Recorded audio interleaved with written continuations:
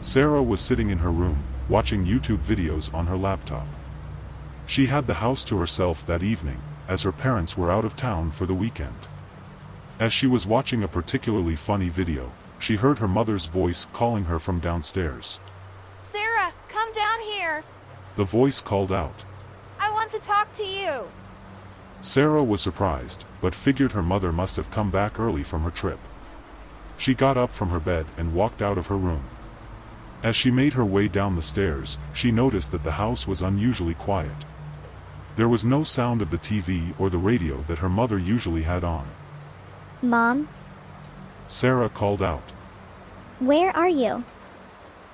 There was no answer. Sarah made her way to the kitchen, but her mother was nowhere to be found. The front door was locked, and Sarah knew that her mother wouldn't have left without telling her. Suddenly, Sarah heard her name being called again.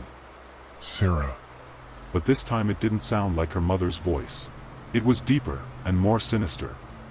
Sarah's heart raced as she realized that something was not right. She ran back up the stairs, but as she did, she heard something behind her. She turned around and saw a dark figure at the bottom of the stairs. The figure was tall and shadowy, with glowing eyes that seemed to be staring directly at her. Sarah froze in fear. She couldn't move, and the figure began to ascend the stairs, one slow step at a time. Sarah's heart was pounding in her chest as she backed away, step by step. Just then, her phone rang. Sarah jumped at the sound, and the figure paused for a moment. Sarah took the opportunity to turn and run down the hall, towards her bedroom. She slammed the door shut and locked it, panting for breath. The phone rang again, and Sarah answered it. It was her mother, who had just landed at the airport.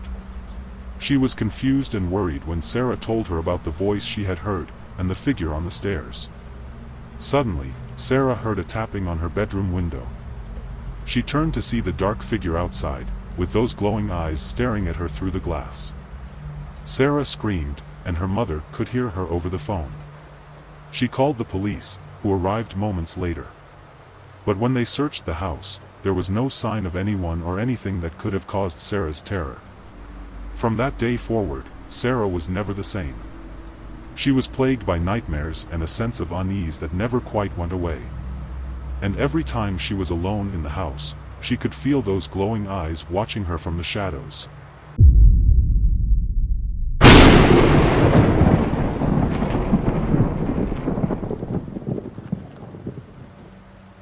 For weeks, the new neighbor in the small town had been a mystery. No one had seen him come or go, and his curtains were always closed, even during the day. It was as if he wanted to hide from the world. The woman who lived across the street had never been one to pry into other people's lives, but she couldn't help but wonder about her new neighbor. She had heard rumors that he was a recluse, and some even said he was a dangerous man who had fled the city to escape the law. One day, as she was passing by his house, she saw something that made her stop in her tracks. The curtains on his front window were open, and the man was standing there, staring directly at her. She quickly averted her eyes and kept walking, but her heart was racing. She couldn't shake the feeling that he had been watching her for a long time, and that he knew everything about her. From that day on, she avoided his house at all costs. She made sure to keep her curtains closed, and she only left her house when it was absolutely necessary. But no matter how much she tried to ignore him, she could feel his presence, as if he was lurking in the shadows, waiting for her. One night, as she was lying in bed, she heard a faint tapping on her window. She tried to ignore it, thinking it was just a tree branch, but the tapping grew louder and more persistent. She slowly got up from her bed and walked towards the window, her heart pounding in her chest. As she peered out, she saw the man standing there, his face twisted into a grotesque grin. She screamed and ran to her phone to call the police, but when she looked back, he was gone. The police arrived quickly, but they found no trace of the man. They searched his house, but it was empty. It was as if he had vanished into thin air. The woman was terrified. She knew that the man was still out there, somewhere, watching her every move. She started to see him everywhere, on the street, in the grocery store, even in her own house. One night, as she was getting ready for bed, she heard a knock on her front door. She hesitated, but then cautiously opened the door. To her horror, the man was standing there, holding a knife. He lunged at her, and she screamed for help. But no one came. The man had already taken her life before anyone could intervene. The town was shaken by the tragedy, but the man was never found. Some said he had fled to another town, while others believed he was still hiding in the shadows, waiting for his next victim. The woman's curtains remained closed, a haunting reminder of the terror that had taken place behind them.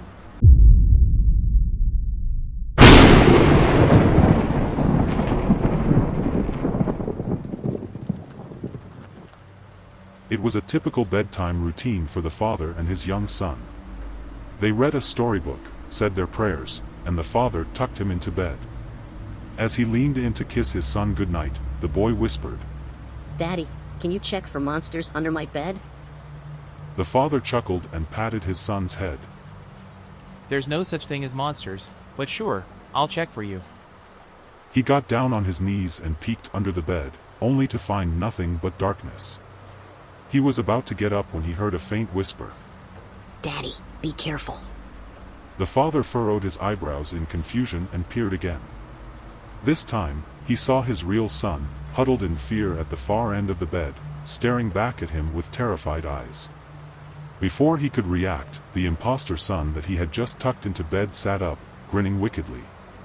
"You should have listened to your real son, Daddy." The father stumbled backward in horror, realizing too late that he had been tricked by a creature in disguise. The imposter son lunged at him with inhuman speed, its eyes glowing with malice. The father tried to fight back, but the creature was too strong. Its grip was like iron, and its teeth were razor sharp. It sank its fangs into the father's flesh, causing him to scream in agony. As the creature fed on his blood, the father's vision began to fade. He watched helplessly as the imposter son transformed back into its true form, a grotesque, twisted abomination with claws for hands and a maw full of teeth. The last thing he saw before he succumbed to darkness was the monster's glowing eyes, filled with hunger and triumph. The next morning, the father's wife found him lying on the floor, pale and lifeless. The imposter son was nowhere to be seen, and the real son was huddled in a corner, traumatized by the events of the previous night. No one ever found out what had happened to the monster under the bed, but the family moved out of the house soon after. They couldn't bear the thought of living in a place where something so evil could lurk in the shadows, waiting to strike.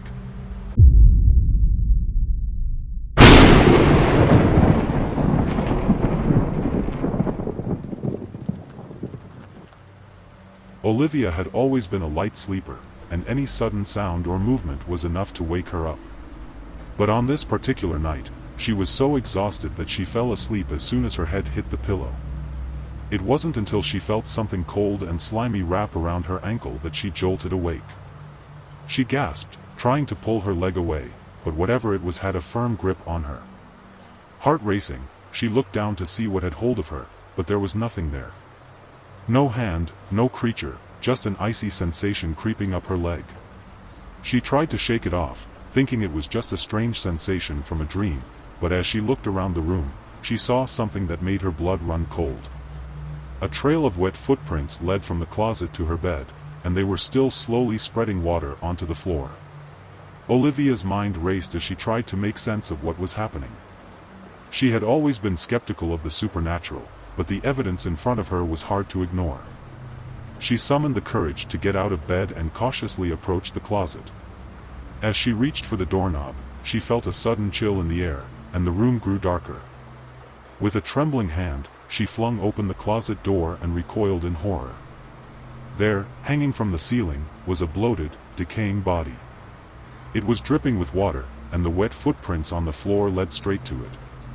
Olivia screamed, stumbling backwards and tripping over her own feet. She scrambled to her feet and raced out of the room, not daring to look back. As she fled through the house, she heard the sound of wet, squelching footsteps behind her. She knew that the body was following her, its rotting hands reaching out for her. In a blind panic, Olivia threw herself through the front door and into the street. She ran for what felt like hours, until she collapsed from exhaustion. When she woke up, she was in a hospital bed, surrounded by doctors and nurses. They told her that she had been found in the street, babbling incoherently about a dead body and wet footprints. Olivia never returned to that house, and she never spoke of the incident again. But in the quiet moments of the night, she could still feel the slimy touch on her ankle and hear the wet footsteps echoing in her mind.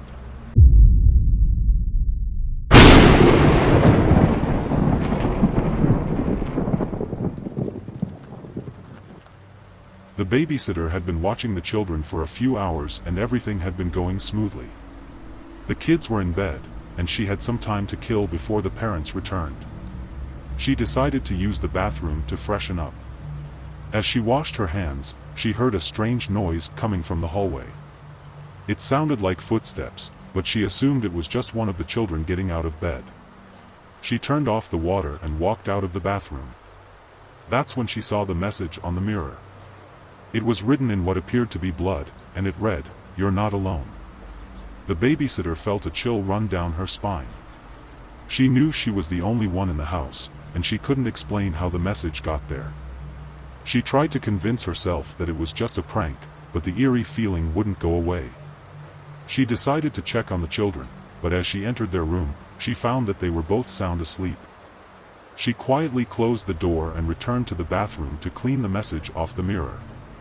As she scrubbed at the words, she heard a sound coming from the closet. It was faint at first, but it soon grew louder and more pronounced. It was a whisper, a raspy voice that seemed to be coming from the darkness of the closet. The babysitter's heart was pounding as she slowly made her way towards the closet. She didn't know what she would find inside, but she had to know. As she approached, the whispering grew louder and more insistent. She hesitated for a moment before finally opening the closet door. Inside, she found nothing but an empty space, except for a small, dusty box. The whispers grew louder, and the babysitter couldn't resist the urge to open the box. Inside, she found an old photograph of a family, but there was something off about it. The faces in the photograph were twisted and distorted, almost as if they were in pain.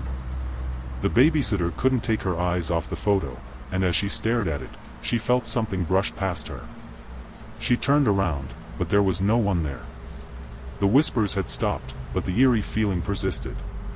The babysitter knew she had to leave the house, but she couldn't shake the feeling that something was watching her. As she hurried out of the house, she couldn't help but glance back at the window.